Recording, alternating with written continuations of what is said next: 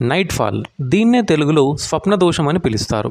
నార్మల్గా ఈ night fall ప్రాబ్లమ్ని 18 నుంచి 30 ఏళ్ళ వారిలో ఎక్కువగా చూస్తూ ఉంటాము.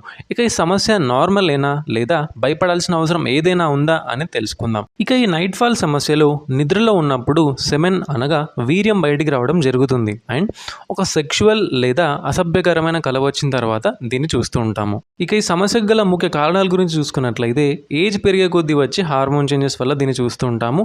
అంతేకాకుండా ఎక్కువగా పార్న్ వీడియోస్ చూడడం, తరచూ సెక్షువల్ కంటెంట్ గురించి ఆలోచించడం, లేట్గా పడుకోవడం, ఎక్సర్సైజ్ చేయకుండా ఖాళీగా ఉండటం, మసాలా జంక్ ఫుడ్ ఎక్కువగా తినడం లాంటివి దీనికి ముఖ్య కారణాలు. ఇక న్యాచురల్ వేలో దీన్ని తగ్గించుకోవాలనుకుంటే ముందు చెప్పిన కారణాలన్నింటికి దూరంగా ఉండటం, ఎక్సర్సైజ్, మెడిటేషన్, మంచి ఆహారం తీసుకోవడం, ఎక్కువసేపు ఏదో ఒక పనిలో బిజీగా ఉండడం లాంటివి చేస్తే చాలా మంచిది.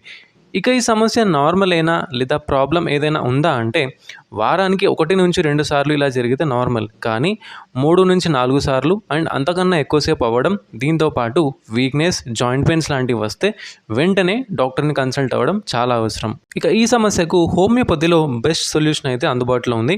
ఇక్కడ కనిపిస్తున్న డీటెయిల్స్ మమ్మల్ని కాంటాక్ట్ అవ్వండి. ఎటువంటి సైడ్ ఎఫెక్ట్స్ లేకుండా ఈ సమస్యకు పర్మనెంట్ సొల్యూషన్ని హోమియోపతిక్ ట్రీట్మెంట్ ద్వారా పొందండి.